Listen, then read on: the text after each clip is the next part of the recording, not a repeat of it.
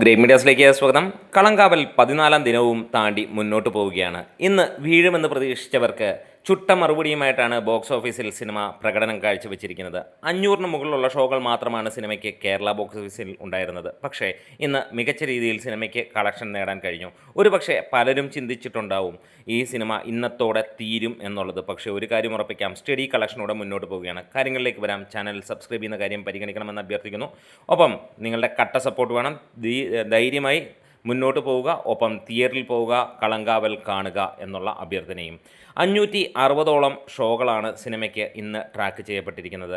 13,219ഓളം ടിക്കറ്റുകൾ അല്ലെങ്കിൽ audience cinema കണ്ടു എന്നുള്ളതാണ് ട്രാക്കേഴ്സ് പുറത്തുവിടുന്ന കണക്കുകൾ.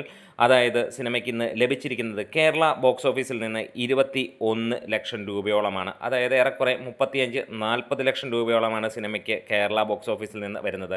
ബ്രഹ്മാണ്ഡ രീതിയിൽ ഒരു സിനിമ റിലീസ് ചെയ്യുമ്പോൾ അന്നേരം 1-2 ആഴ്ച ഓടുന്ന സിനിമയ്ക്ക് വലിയ രീതിയിൽ ഇടിവ് ഉറപ്പാണ്. പക്ഷേ കളങ്കാവലിൻ്റെ മുമ്പിൽ അത് ഒന്നുമല്ലാതായി പോയി. ബബ്ബ എന്ന സിനിമ പോലും ഈ ഒരു സിനിമയ്ക്ക് പിന്നാലെയാകുന്ന കാഴ്ച. കാരണം ക്വാളിറ്റി ഒന്നുകൊണ്ട് ഈ ഒരു സിനിമ ഏറ്റവും മുന്നിൽ നിൽക്കുകയാണ്. ബബ്ബ മാത്രമല്ല, ഈ വർഷം ഇറങ്ങിയ എല്ലാ സിനിമയും കളങ്കാവലിൻ്റെ പിന്നിലേക്കാകുന്നു. ഈ വർഷം മാത്രമല്ല, കഴിഞ്ഞ 10, 15, 20 വർഷം ഇറങ്ങിയ എല്ലാ സിനിമകളും കളങ്കാവലിൻ്റെ പിന്നിലേക്ക് മാറുന്ന കാഴ്ച നമുക്ക് കാണാൻ കഴിഞ്ഞു.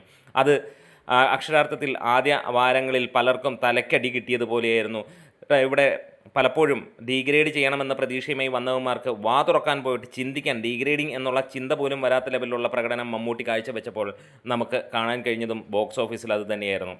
ഈ ഒരു ജോണറിൽ വരുന്ന സിനിമയ്ക്ക് ലഭിച്ച ഏറ്റവും കൂടുതൽ കളക്ഷനാണ്. പക്ഷേ ഈ സിനിമ ഇനിയും പൊട്ടൻഷ്യൽ ഉള്ളതാണ്. അത് പലരും തിരിച്ചറിയുന്നില്ല എന്നുള്ളത് തന്നെയാണ്. ഇന്ന് ഈ ഒരു എമൗണ്ട് നേടിയ സിനിമ ഇതിനോടകം തന്നെ കേരള ബോക്സ് ഓഫീസിൽ നിന്ന് 35 കോടിയിലേക്ക് എത്തുന്നു എന്നുള്ളത് തന്നെയാണ് എടുത്തു പറയാനുള്ളത്. എന്താണേലും റെസ്റ്റ് ഓഫ് ഇന്ത്യയിൽ നിന്ന് 7 കോടിക്കടുത്തേക്കും ഓവർസീസിൽ നിന്ന് 40 കോടിക്കടുത്തേക്കും സിനിമ എത്തുകയാണ്. 80 കോടിയും കടന്ന് 81 കോടിയിലേക്ക് സിനിമ എത്തിയിരിക്കുന്നു. ചാനൽ ഇഷ്ടമായാൽ സപ്പോർട്ട് ചെയ്തു തരാം.